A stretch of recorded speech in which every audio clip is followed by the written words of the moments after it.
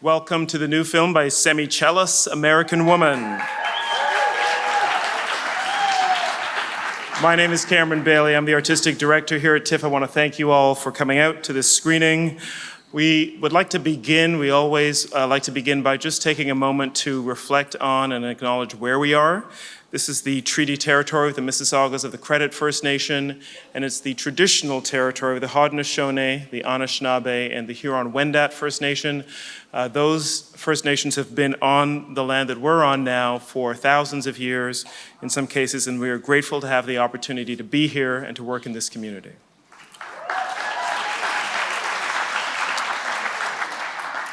This film's eligible for the Canada Goose Award, which is for the Best Canadian Feature Film at TIFF, voted on by our jury, as well as the City of Toronto Award for Best Canadian First Feature Film. This is Semi's debut feature, and it's also eligible for the Grolsch People's Choice Award. We don't have a jury for that except for you. That award is voted on by you, so please take time, remember to vote. You can do that by going online to tiff.net/vote. We'd like to thank Elevation Pictures. They're the Canadian distributor and producer of the film, also United Talent Agency and Cinetic Media for providing us with this film. And this is a particular pleasure for me to introduce this film. I first met Semi when she wrote a short film many years ago, and I won't say exactly how many, but many. It was called Half Nelson. I think it was the first screenplay that she wrote, made a beautiful short film. We showed it at the festival, and I've been following her career ever since. She made additional short films as a screenwriter and a director, and then went south and did very well for herself in Los Angeles, working especially on the television series Mad Men, in both a writer and producer capacity, and then most recently on the Romanoffs. And she also made the feature film Ophelia. This is her latest, and she is, I think, a remarkable talent, a real storyteller who was formed right here in Toronto, and it's a great pleasure to introduce her to you. Please join me in welcoming the director of American Woman, Semi Chellis.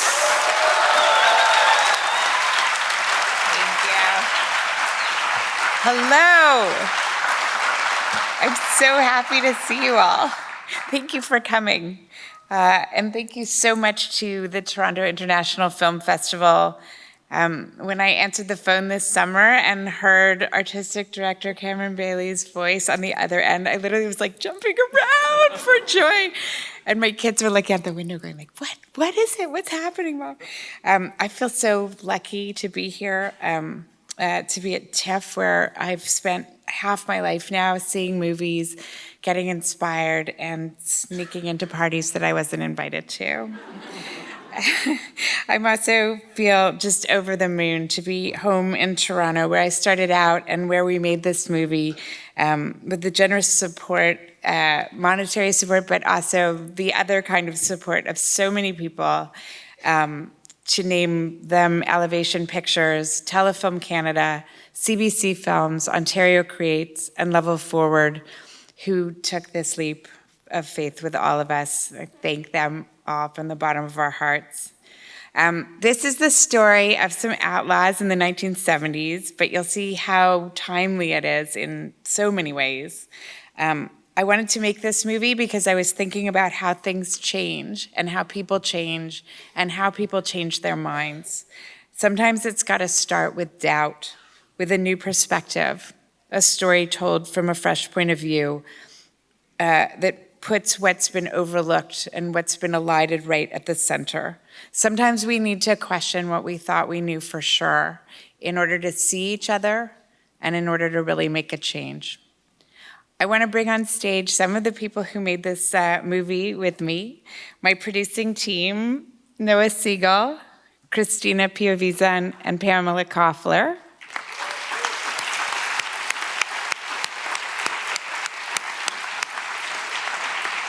The author of the incredible book, American Woman, who let me keep the option of it for 10 years while I worked to get the movie made, Susan Choi.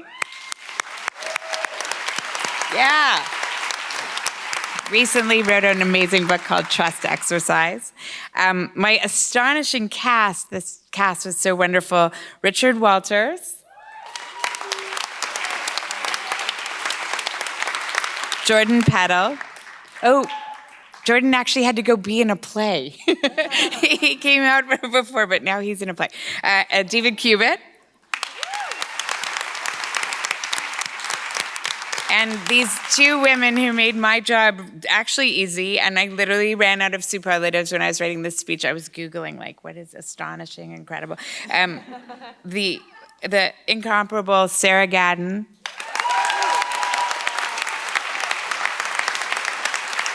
And the amazing Hong Chow. There's also a number of people who helped make this movie in the audience, and I'd like you to stand up if you worked on the movie. And I had the best crew here in Canada, and I loved working with them. Thank you so much.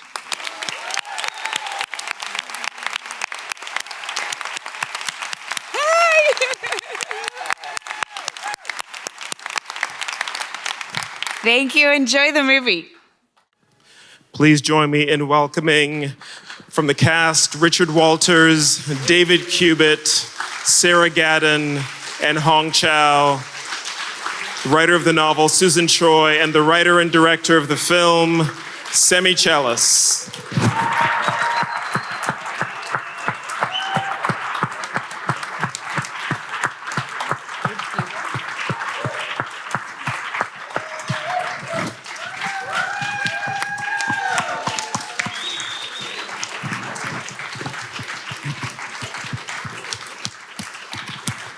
Congratulations. You know, we often bring down the sound and let the credits roll, but these are all people you know, right? So you're seeing all of your colleagues' names scroll past. Congratulations on the film. I just wanted to begin by asking, maybe Susan, I'll start with you if I can, because obviously the story of Patty Hearst is well known from news and books and that sort of thing, but you've taken it and kind of turned it a little bit in terms of the book that you wrote and then what Semi adapted for the screen. Can you talk about, first of all, why that story is attractive and why it was important to not tell maybe exactly that same story, but something a little different? Yeah, first it's great to be here. This is very overwhelming and exciting. I wrote this book a long time ago. So I was really interested in that whole episode of the kidnapping, and I was doing all this research into it, and you know, it's something that I remembered from my childhood. I remember seeing that like terrifying surveillance video from the bank robbery and seeing all of those magazine covers and always wondering like what it was about. But when I started doing research into that story, I came across this figure that I'd never heard of, this Japanese-American political activist who had become involved with Patricia Hearst while she was underground. And I think part of it was just having been fascinated by the 60s and the 70s when I was growing up and never seeing in all of the books that I read about activism and the anti-war movement any Asian faces. And I was blown away to realize that there had been this other Asian American young woman. And so I had to know who she was. Yeah, and that's where that started. And she is me. And you were great. Semi, can you talk a little bit about adapting Susan's novel for the screen? Why was this the story that you wanted to tell? I mean, it's such a compelling book, but it also was a book that evoked for me, my very favorite movie is Badlands, Terrence Malick's movie about a couple on the run from the law. And it's Sissy Spacek and Martin Sheen, but I also love Bonnie and Clyde. I love those sort of American outlaw movies and that kind of cinema. And when Susan was writing the book, I was actually reading drafts of it, and I was like, this is one of those movies, but with these two characters at the center that I've never seen before. So that was what drew me to it as well. And Hong, I would love to know how you first got interested in the project and also just what it meant to take the lead in this film. I think first saw your work on the big screen in the Alexander Payne film. That's more of a supporting character, very memorable, but this is a lead role. It's a different kind of performance that's required of you. What was it like to take this on? I actually feel a little weird harping too much about it being. It is technically my first lead role, and that was a big personal deal for me. But Sarah was with me every day, and I can't really talk about being the lead of something too much without feeling weird about it. You should.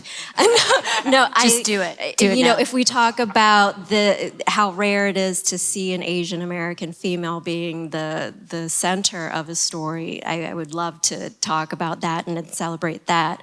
And that was what blew me away when I first read the script, because I had no idea. I just got it, and there was this voice in the screenplay, and you don't often get that when you're reading a script. And I wanted to meet Semi, and we hit it off, and we talked. We talked for like 3 hours. We met for coffee, and then like the entire afternoon. And I feel like by the time that I met you, had you read the book, or Hong just had such incredible insight into the character. So we were sitting there talking about this thing that I wrote, and I was like, how does she know more about a script that I wrote than I do? And it was like that, I have to say, all the way through. It was with both of these amazing actresses, they reflected something back to me that I didn't even know was there. Thank you. That's true. I want to ask about your roles as well, Sarah and Richard, in terms of what you thought, what was interesting to you about the characters that you were asked to portray, what you were bringing to the shoot, and also the set, because a lot of it takes place in a very kind of closed environment when you're in hiding, and so that requires, I think, maybe a certain different kind of interaction, because you're just sort of forced together so much. What was it like to perform with Hong and the others?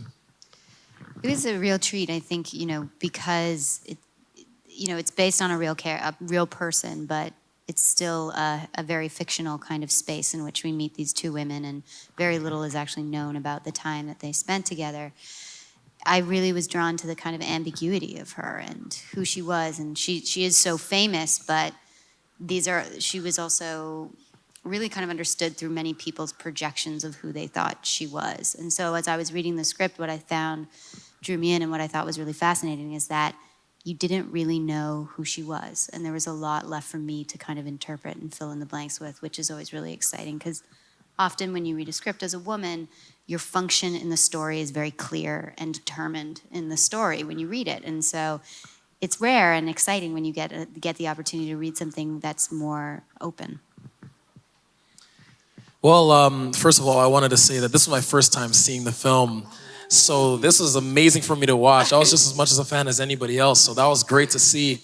But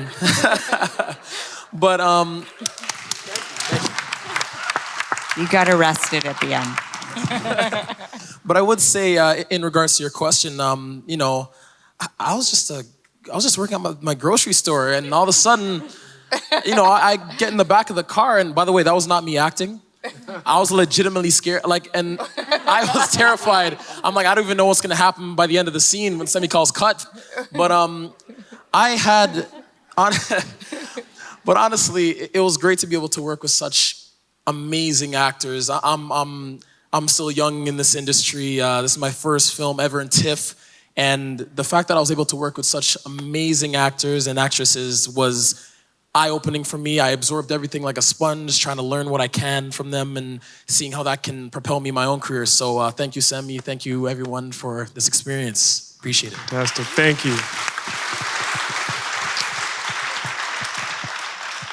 Your turn. Do any of you have questions for anyone up here? If you do, and whether you're up there or down here, please just raise your hand and I'll come to you. Yes, right here.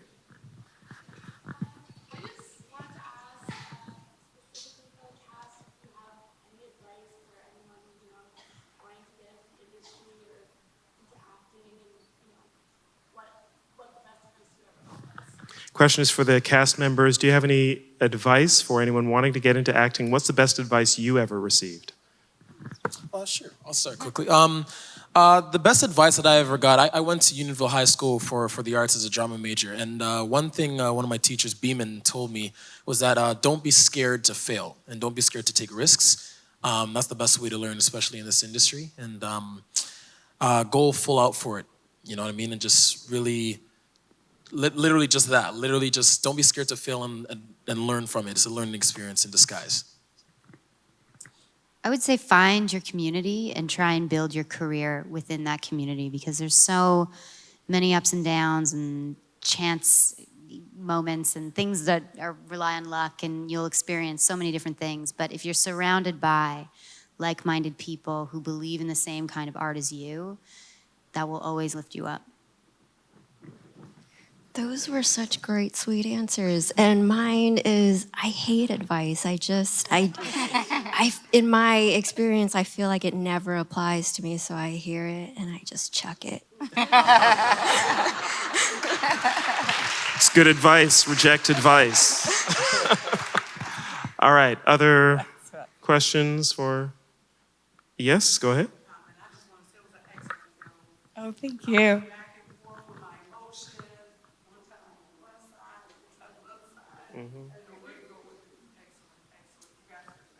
Thank you. Okay. Just comment, excellent job. Thank you. All right. I think we take one or two more. Go ahead.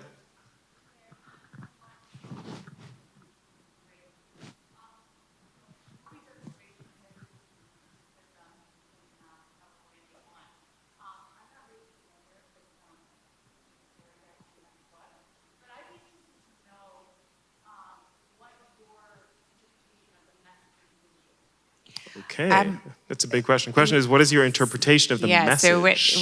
Well, I'm hoping that everyone will go and argue about it over a drink soon.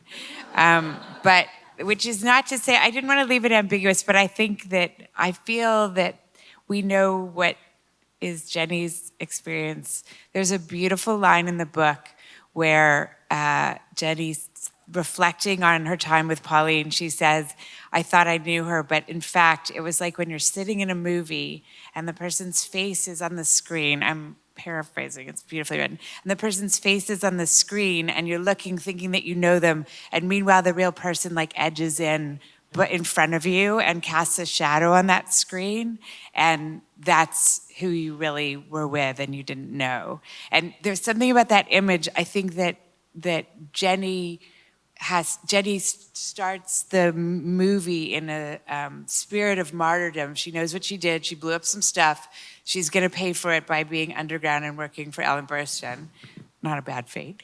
And at the end, I think she doesn't know. I think at the end, that's my interpretation of the movie. At the end, she says she is grappling with the enormity of committing any kind of violence at all. And there's another amazing line in the book that I kept putting into the movie, and then I hope the movie says it, where she says, I thought that our high motives gave us the right to use violence, and I thought that the morality of our cause kept us from doing harm, and then I realized that we were only lucky for a time, and then our luck ran out. And that, I think, is my take on what I'm trying to say, I think. Thank you. That wasn't a paraphrase. That was the actual back here. quote.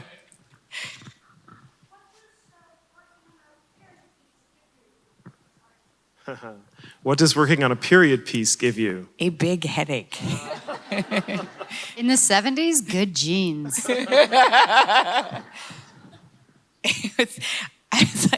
I was at a panel on the weekend and I was like, who let me make a period movie for my first feature?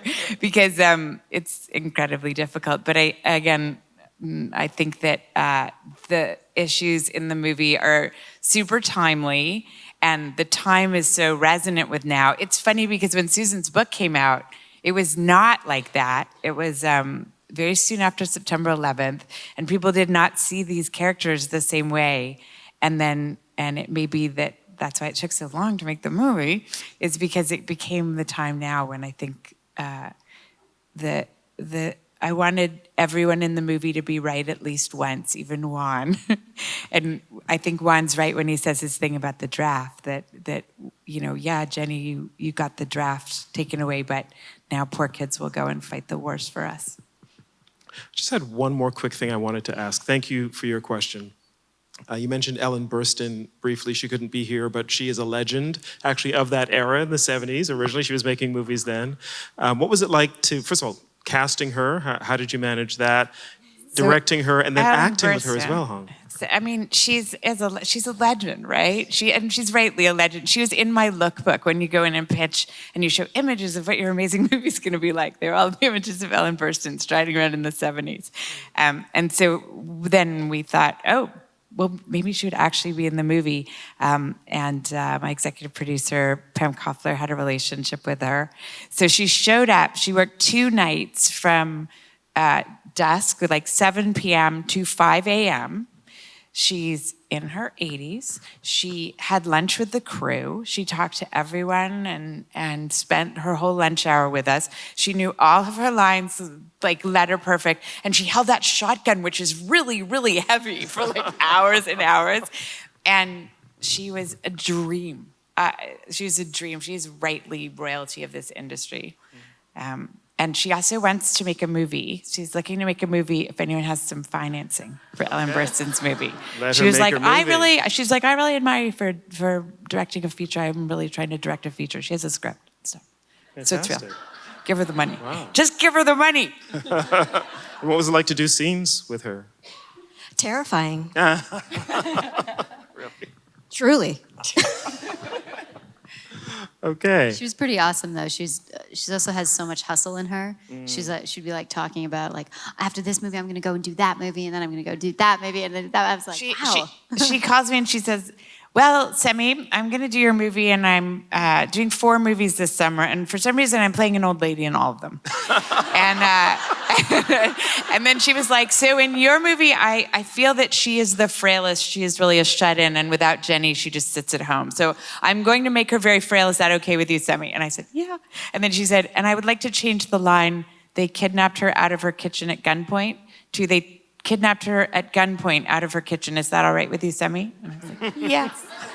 And that was it. That was my interaction. And then she showed up on set being amazing. Wow, she's a total pro. Sounds like a rock star. All right, we are going to have to leave it there, unfortunately. So I'll just ask you to join me in thanking Semi Chellis and the team from American Woman.